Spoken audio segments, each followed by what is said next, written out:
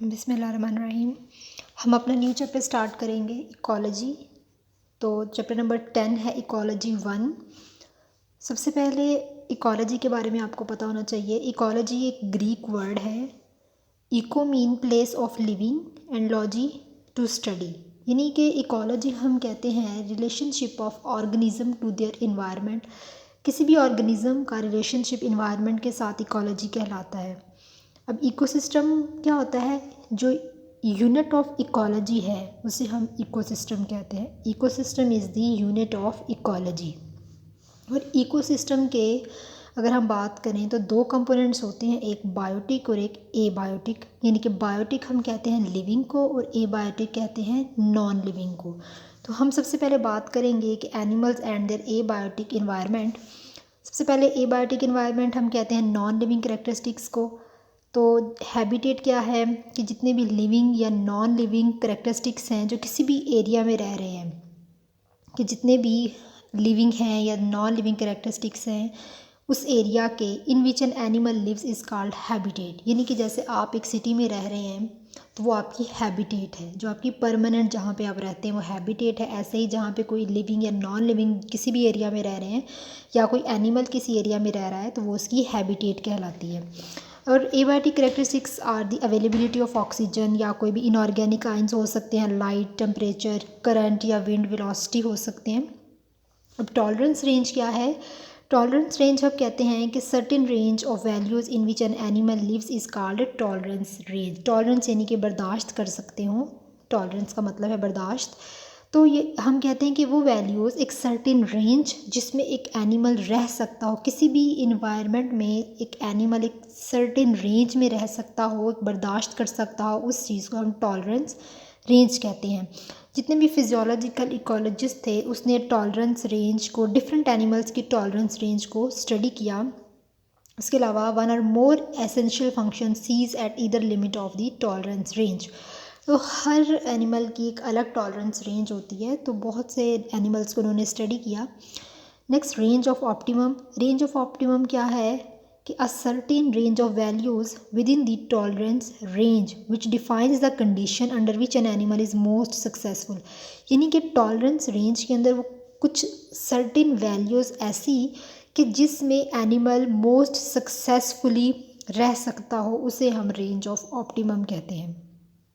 Limiting factor क्या होता है कि the factor which becomes out of tolerance range is called limiting factor. यानी कि वो फैक्टर जो कि टॉलरेंस रेंज से आउट हो, उसके बाहर हो, उसे हम लिमिटिंग फैक्टर कहते हैं। यानी कि जैसे फॉर एग्जांपल कोई इंसेक्ट है, उसका कोई भी प्रॉपर सबस्ट्रेट होता है उसके रहने के लिए, जैसे शेल्टर है।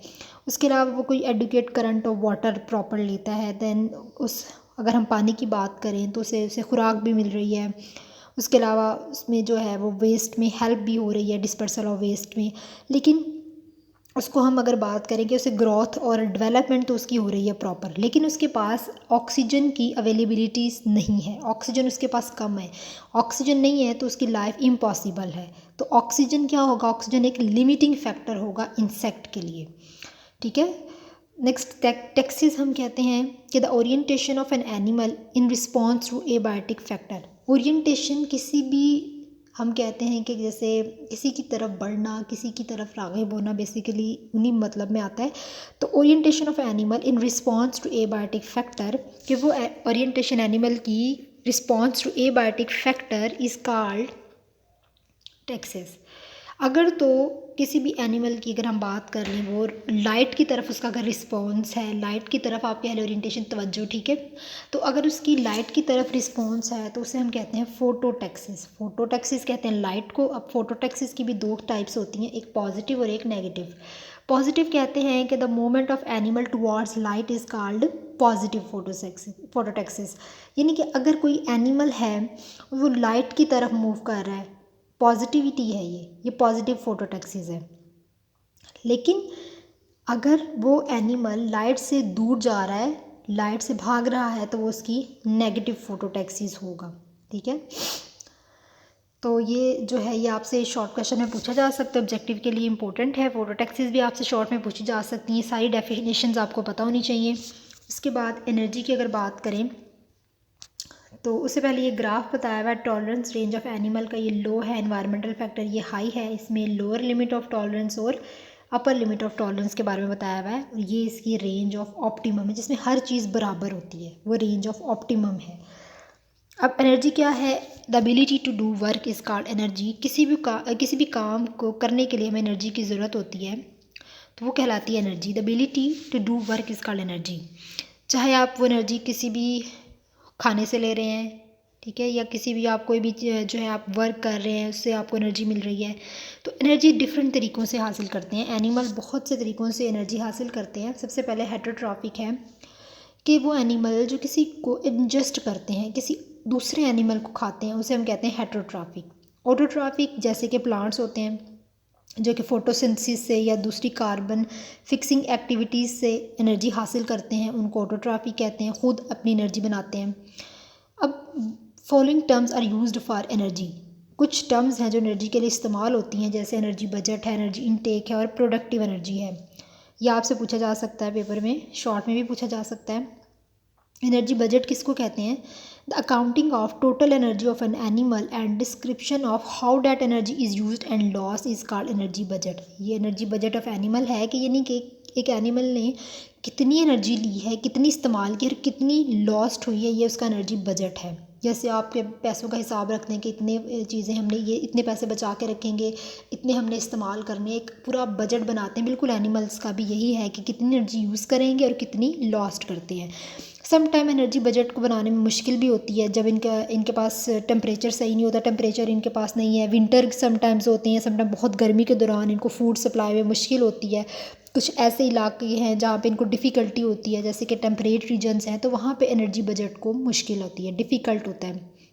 अब एनर्जी इनटेक क्या है कि जो animal the total energy contained in the food of an animal that it ईट, वो पूरी एनर्जी, वो टोटल एनर्जी जो वो एनिमल उस खुराक के ज़रिए खा रहा है, हासिल कर रहा है, वो कहलाती है ग्रॉस एनर्जी इनटेक। उसमें से कुछ एनर्जी फीसिस के ज़रिए बाहर निकल जाती है, उसको हम कहते हैं एक्सक्रीटरी एनर्जी। कुछ एनर्जी जो है, some of this energy is required for minimal maintenance activity and these activities are pumping blood, gas exchange, sporting pair processes। कुछ फीसिस के ज़रिए निकलती है, वो एक्सक्रीटरी एनर्जी कहलाती है। और जो एनर्जी बाकी मेंटेनेंस एक्टिविटीज़ जैसे कि ब्लड को पंप करना, एक्सचेंज करना गैसेस की, या मुख्तलिफ स्पोर्टिंग पेयर प्रोसेसेस को करना, वो एग्जिस्टेंस एनर्जी कहलाती है। अब प्रोडक्टिव एनर्जी क्या है? अब प्रोडक्टिव एनर्जी ये सारे काम करने के बाद जो एनर्जी बाकी रह जाती है, एक्सक्रीटरी फंक्शन करने के बाद, एग्जिस्टेंस के बाद जो एनर्जी लेफ़्ट होती है, जो बाकी रह जाती है, वो कहलाती है productive energy. The energy left after existence and excretory functions is called productive energy.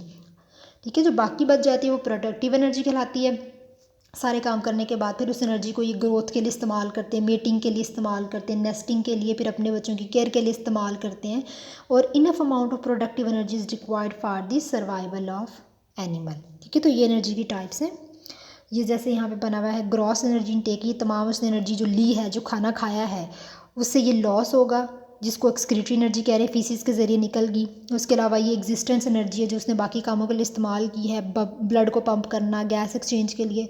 बाकी जो रह जाती है ये दोनों काम करने के बाद, वो होती है प्रोडक्टिव एनर्जी। फिर इस प्रोडक्टिव एनर्जी को वो अपने यंग वन की जो है देखभाल के लिए इस्तेमाल करता है, नेस्टिंग के लिए इस्तेमाल करता है, अपनी ग्रोथ के लिए इस्तेमाल करता है। तो ये the ability to do work is called energy.